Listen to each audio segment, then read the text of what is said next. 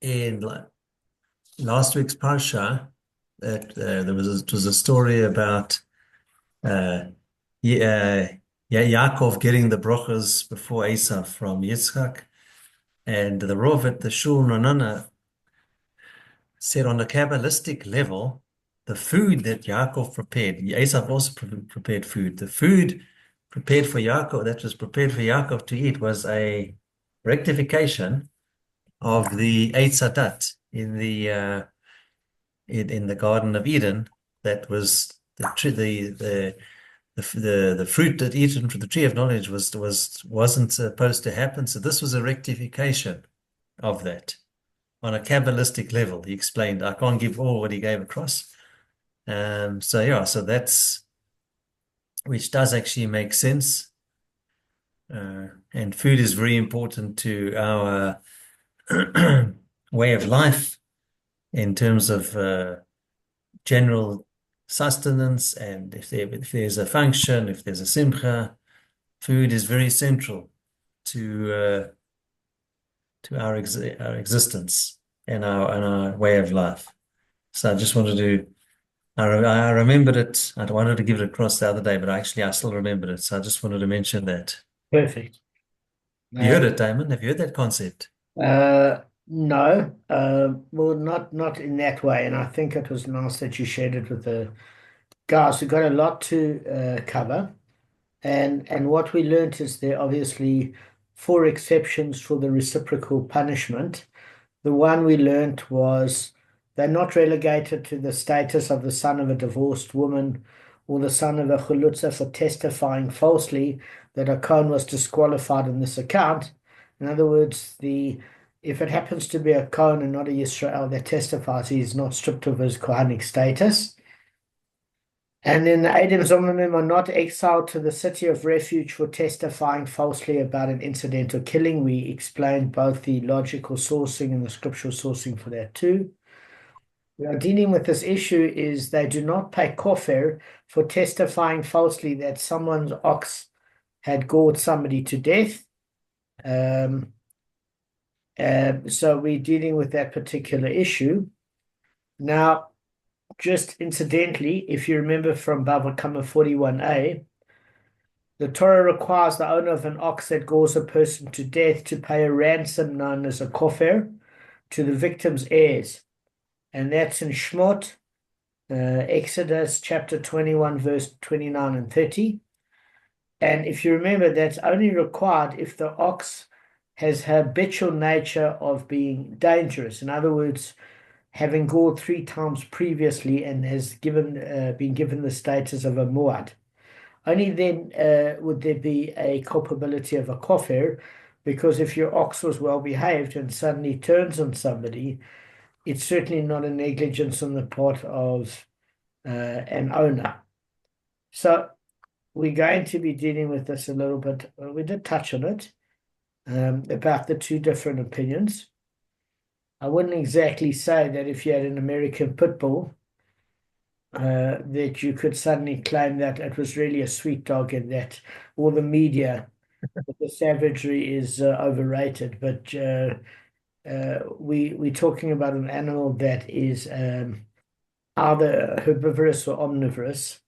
Any carnivorous animal is seen generally as muad. Okay, so let's just examine the brisa phrase for praise. So um, the Tanakama, Lance, if you can you tell us, do you remember what the Tanakama represents?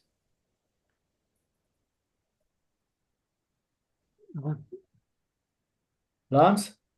Sorry, I can't. No. Okay. So anybody else? Firstly, what is the Tanakama before you can give the opinion of the Tanakama? What do we refer to in the Gemara as the Tanakama? Lance? Is it? Just hang on a second, just because you guys did Bava Kama, I just want to see how Lance is holding from what we covered the other day. What's the Tanakama? I can't recall. Okay, So whenever you hear the term Tanakama in the Gemara, it's it's basically the anonymous sages of the Brisa. It's generally more than one opinion. It's the general rabbinic opinion, and it's both anonymous because it doesn't represent a unique opinion. It doesn't mean it's the majority opinion, but it is a general rabbinic opinion, and it's unanimous, meaning that more than one opinion agrees. It doesn't mean that we paskin halachically according to that, but merely that it does have some weight. Is that anonymous though? We don't Well, know who they're from.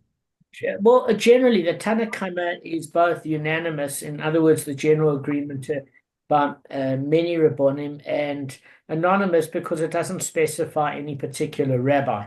When it does specify, it's going according to the school of thought of one of the Tanoim. There are 5 generations of Tanoim. So whenever you read the word Tanakama, you can just say the rabbis say. That's the best way for you to understand it. So there are 2 different opinions. So according to Rav Chisda, he said the opinion of Rabbi Yishmael, the son of Rav Yochanan ben Baroka, is basically referring to a specific pronoun focus. In other words, what does the pasuk say in Shmot chapter 21 verse 30? And he, meaning the owner of the ox, shall give a ransom for his life. So what does this mean? According to Rav Chisda quotes Rav Yishmael, the son of Rav Yochanan Baroka, he's saying that it's the value of the one responsible for the damage, meaning the owner of the ox. So what does that actually mean? Well, quite simply, that according to him, the pronoun focus, his, refers to the owner's ox. So the ox's owner. And therefore, it's his worth which determines the Kofer payment. Why? Obviously, he wasn't careful enough in guarding his ox. This ox had a habitual track record of damaging, and when it leads to somebody's death, there's negligence, and the owner of the ox should really be subject to heavenly death decree for that degree of negligence. Okay? But the Torah provides Kofer as a substitute for this, and therefore he has to ransom himself financially in order to not get a heavenly death sentence. So the discussion that came up in Bava Kama 41a was, how can you just get off the hook? How can you just pay and get off the hook? It's not that you get off the hook. It's that to a certain extent, there has to be restitution made to the victims' families. And the restitution is based on the guilty negligence of the party that allowed his dangerous ox to have created an unnecessary death, and therefore, if he doesn't at least take care of the family and own up to the responsibility to this point, he's going to get a much more severe punishment, to the extent that he might even have premature death in this world, and certainly full punishment in the next world. So according to Rav Yishmael, the son of Rabbi Yochanan ben Baroka, he's saying he shall give a ransom for his life, meaning the owner of the ox, because he is responsible. But the Tanakama, which is the general rabbinic opinion, says that it has to be based on the value of the victim. What does this actually mean? That the pronoun his in the verse refers to the victim of the goring. So in other words, you can read it as saying, the owner of the ox shall give ransom for his life, meaning who? The victim who lost his life, because although we can't put a monetary value on somebody's soul, because everybody's got infinite value, every Jew's got infinite value, you have to have some sort of legal compensatory method to make sure that the family are well looked after. And one of those ways is to say, well, was the person a breadwinner? If he was a retired citizen in his 90s, the family is certainly not going to get as much as if he was the primary breadwinner. Depends on the age, the health, his expertise, and we say it's based on what he would fetch on the slave market. Now, when we spoke the other day, I said rather see it as the value that you'd pay for an employee earning a set salary at that skill set compared to somebody in their own business, because somebody in their own business will earn far more than what that would be contracted to if they were a government employee providing the same service. So we at least merciful to the person that has to pay to say, look, let's work it on the lower term. So what's the conceptual difference between the dispute about how you read the pronoun, the value of the victim compared to the owner of the ox? And it says, is the disagreement not based on the fact that the Tanakama, which is the general rabbinic opinion, considers Kofer a compensatory payment in the manner of damages, and therefore we base it on what the victim is worth in order to compensate the family for his death so they could financially recover. While Rabbi Yishmael considers Kofer an atonement payment for the owner of the ox and therefore set the value at the one that's responsible for the damage.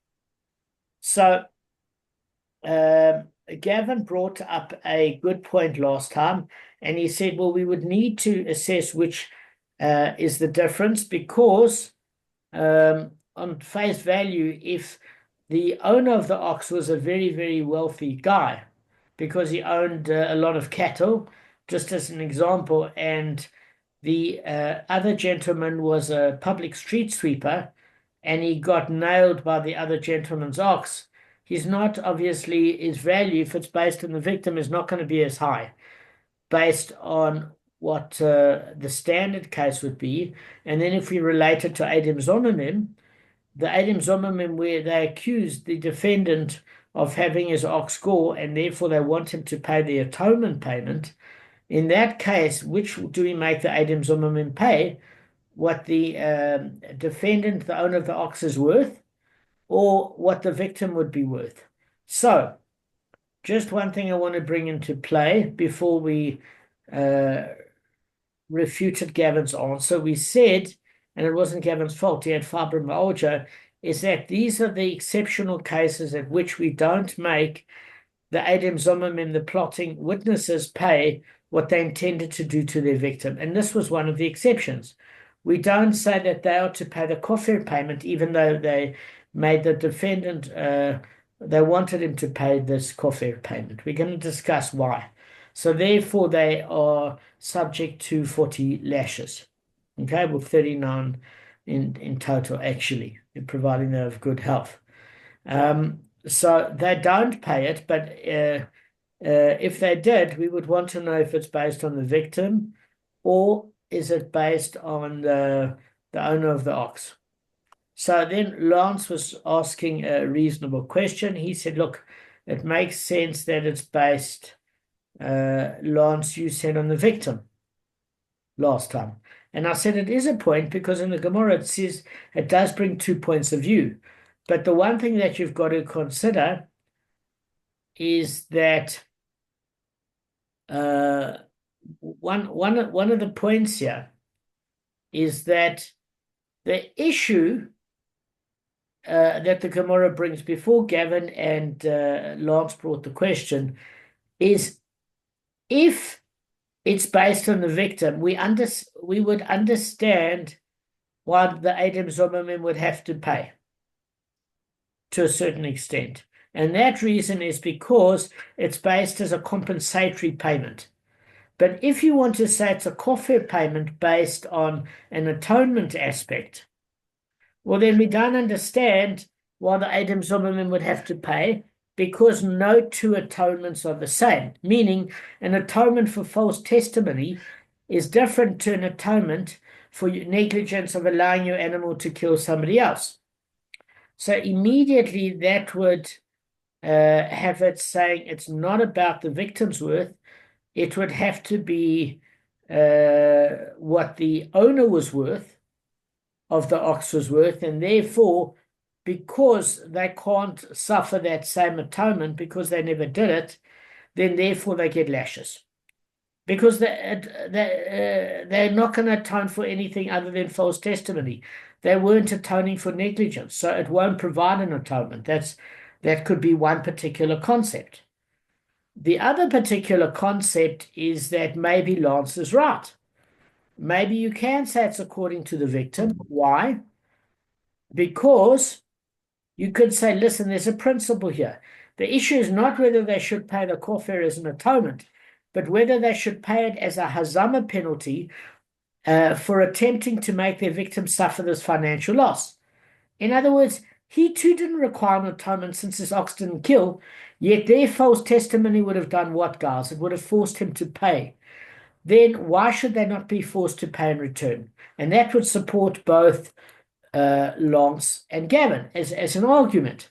A further insight that we touched on last time was the Ritva based on his understanding in Bava Kama. This was brought in the 40th daf, not in the 41st daf, if you remember. We dealt with this before. He said, look, if Kofer is an atonement, the courts can't force a person to pay it. Why? Why, guys? Why do you think he says that?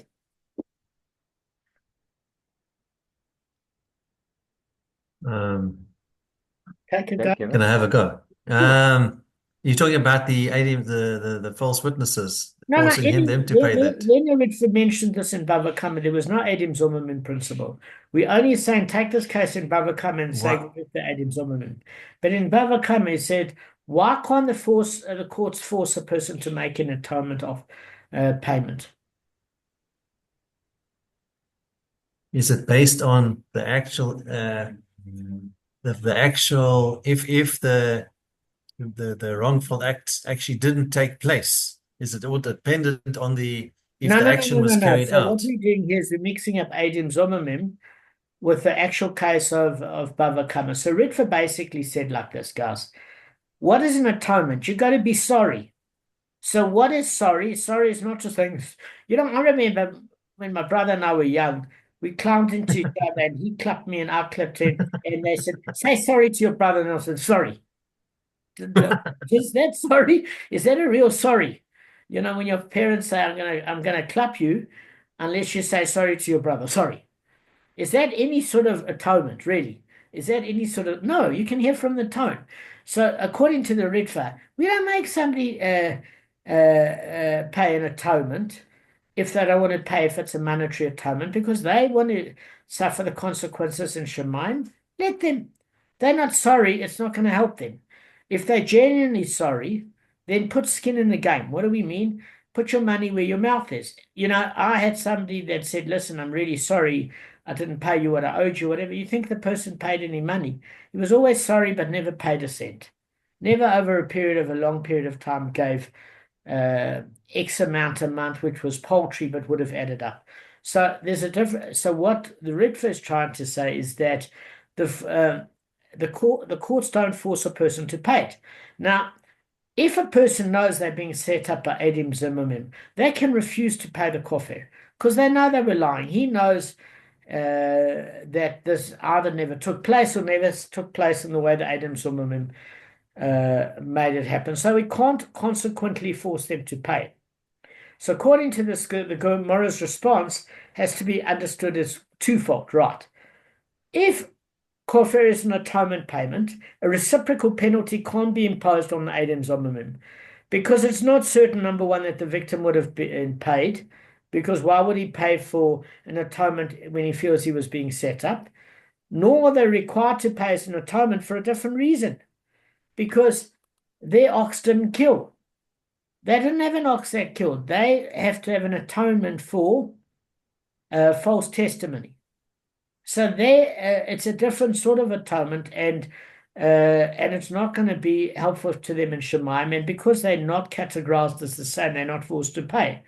And that's one of the reasons, if you see it as purely Kofer, then we can't make them pay a reciprocal penalty because it's not the same atonement. One's for negligence of loss of life and the other one is for false testimony.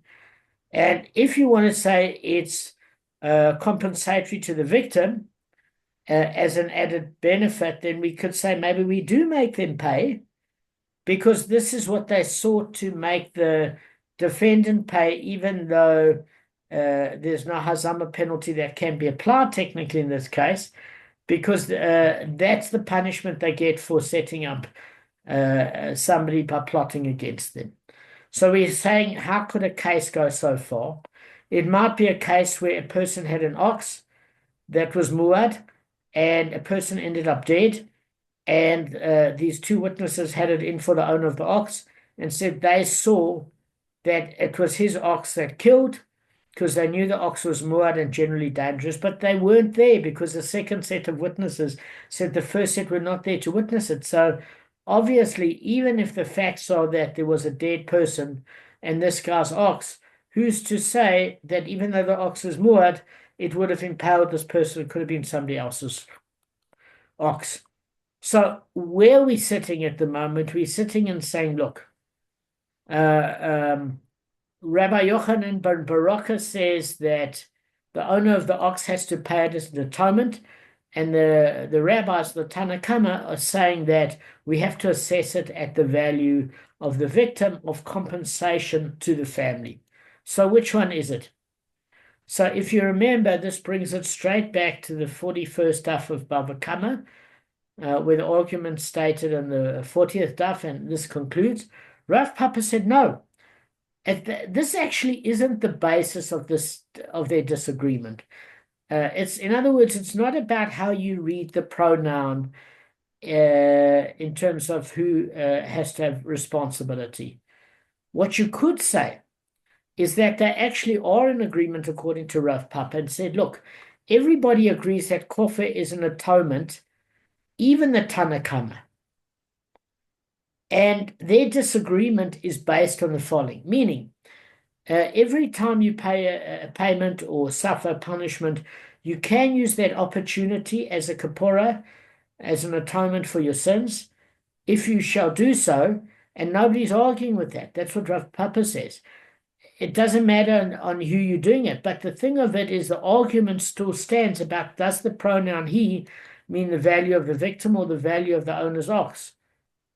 And we basically say, well, that's the issue. How do we work on the assessment? Everybody agrees it's an atonement. It's not one or the other. It is an atonement, but on whom do we assess?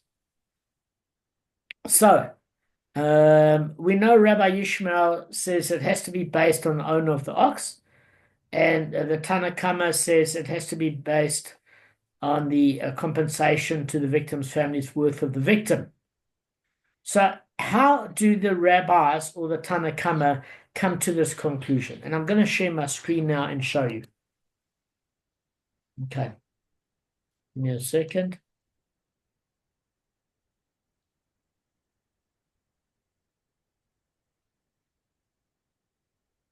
Okay. So this is from the Stone Edition Chumash, and I've highlighted in yellow. Gavin, if you want to read.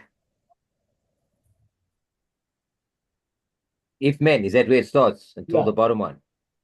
If men fight and they collide with a pregnant woman and she miscarries, but there will be no fatality, he shall surely be punished as the husband of the woman shall cause to be assessed against him, and he shall pay it by order of judges. But if there shall be a fatality that goes habitually from yesterday and the day before yesterday, and his owners have been warned but did not guard it, and it killed a woman or a man or a woman, the ox shall be stoned, and even if its owner shall die.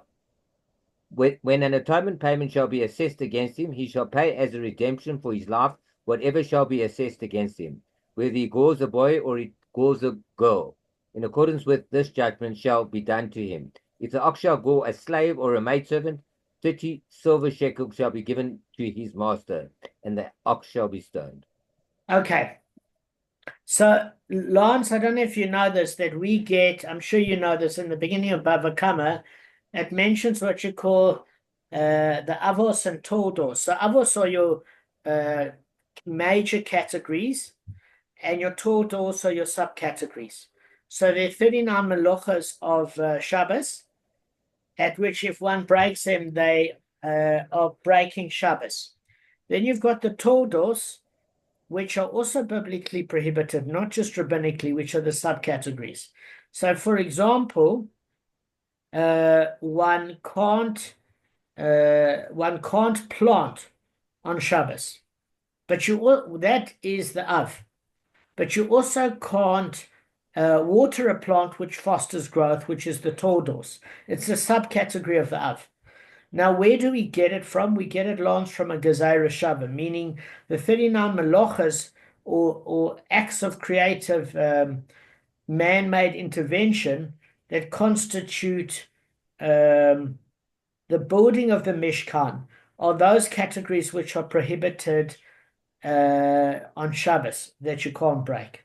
But how do we know this? The Gezerah Shava. Gezerah Shava is when you've got two Pasukim and Hekesh that link on from another, just like this links on. Because if you have a look, these are both of Shmot.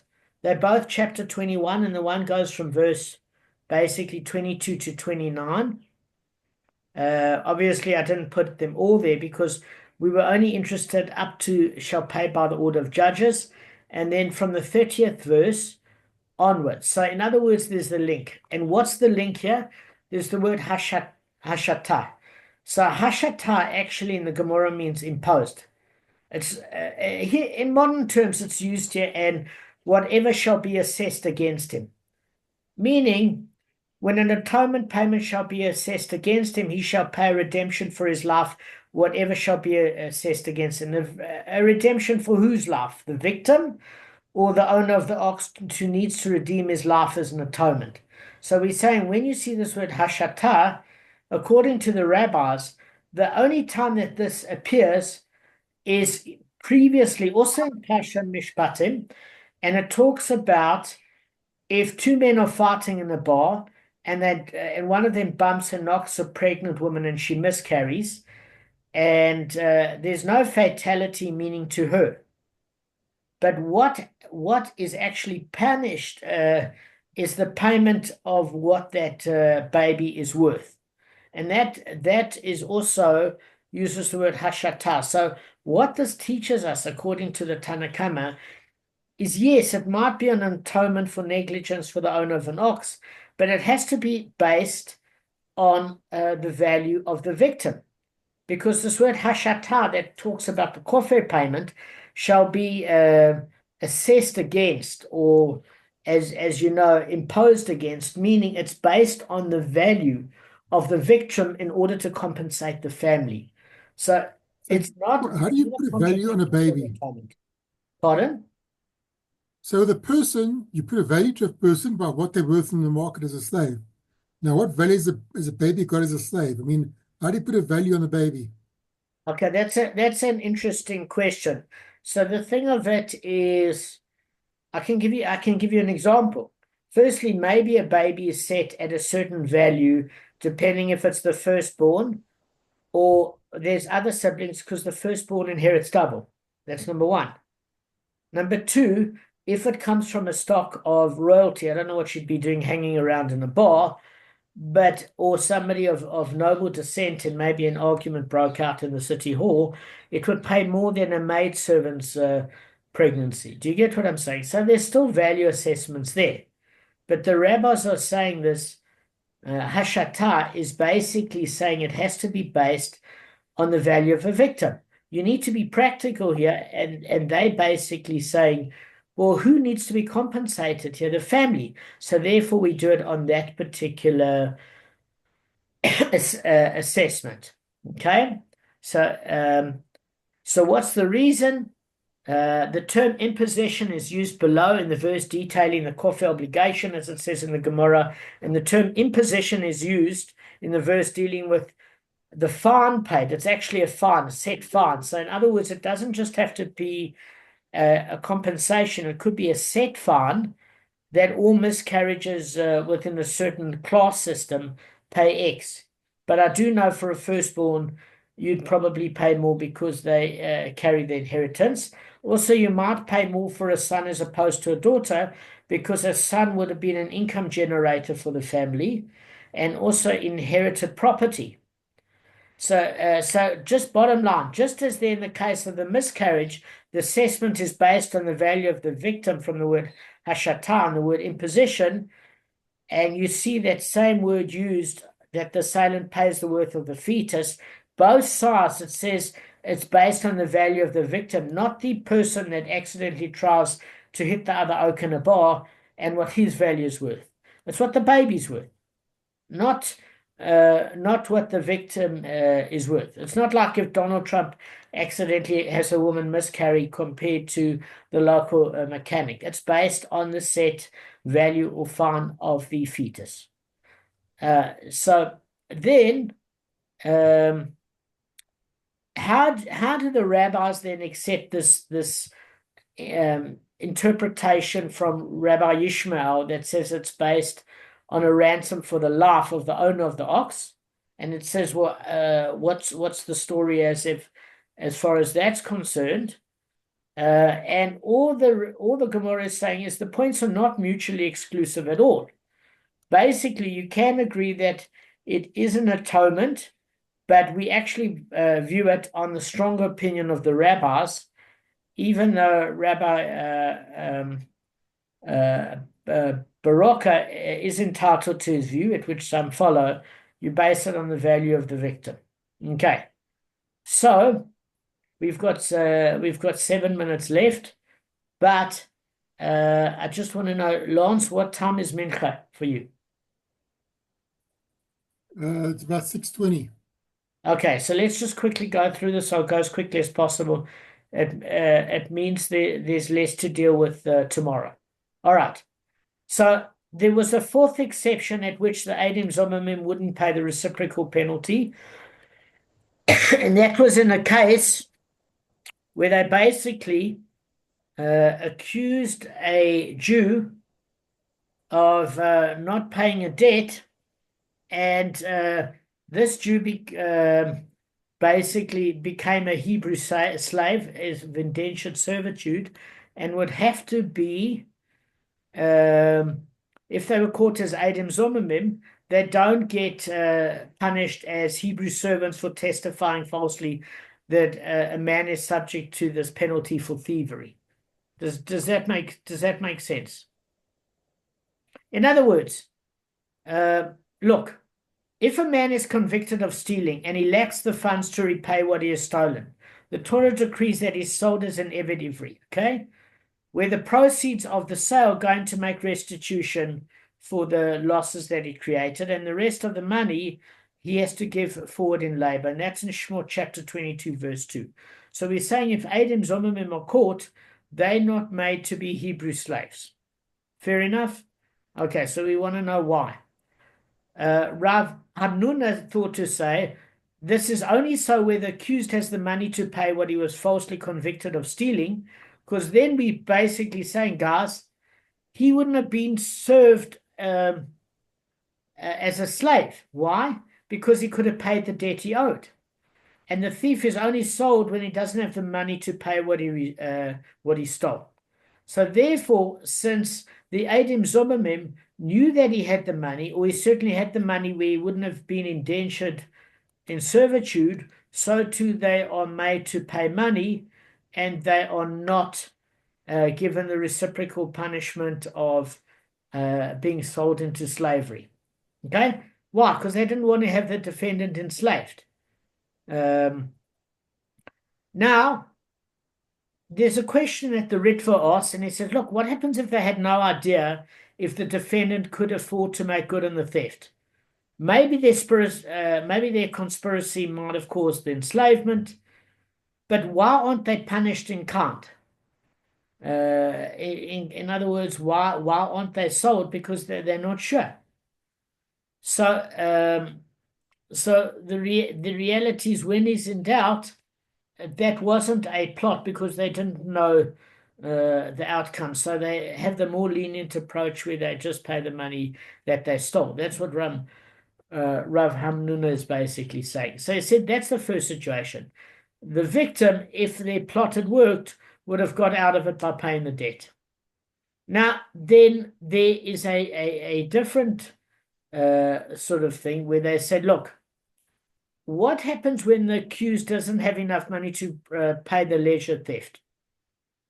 Then he's saying, then even if the victim doesn't, they sold, since that would have happened to the accused. So guys, you must be asking a question now, because you might have said, look, we thought what did we think the rule was with Eidim Zomemim? What you intend to do to your victim is done to you. So if they knew that the victim didn't have money and he would have been sold as a Hebrew servant, then even if the plotting witnesses have money, they should be sold as Hebrew servants. That's what we learned so far, isn't it? Yes or no? Yes. Yes. So what we are saying is here, it's not based on that. It's based according to on Rav Hamnuna, that what is it that it's based on? It's based on the verdict. And what is that verdict? Well, that verdict is very clear. It's got that rule of Kofer. So what happens is it's a double payment where you pay compensation for the amount you stole plus 100% fine. So in chapter 22, verse 8 of Shmot, him whom the judges will find guilty shall pay twofold to his fellow. And what we're basically saying there is that it's based purely on the verdict, meaning it's incidental whether or not the victim had the money to pay it off or not. What was their intention to do? They wanted the victim to be accused of theft, and therefore the result of him not having the money would have meant indentured servitude. However, the verdict was just that he pay back what he stole. So therefore, if you're holding that it's about the verdict, we cannot give them the punishment of anything other than the verdict. In other words, we say to the victim, you are now having to pay that hazama penalty. If you don't have the money, you will be sold as a Hebrew slave. But if you do, you can get out of it, even if the victim didn't have the money. All you try to do is get that verdict imposed. So in other words, according to Rav Hamnuna, it's based on verdict. According to some of the rabbis, it's based on what? Your intention. What you intended to do to the victim is done to you. So bottom line, and we've got like 2 minutes left, a minute left, is that the Torah, so if there was a case where neither of them had the money, not the Eidim Zomemim nor the innocent victim, only in that case where that victim would have been sold and they don't have the money to pay in its stead on the verdict, then they are sold. And Rava said to Rav Humna, it's not the case. Because it says in the Pasuk, the merciful one said, if he does not have, he should be sold for his theft. But because it's a very specific sort of noun, it excludes hazama penalty, meaning he's sold for his theft, but not for an accusation of getting somebody else to pay for the theft. So it was like that term exile. He shall be sent to exile, the one that did the inadvertent killing, but not the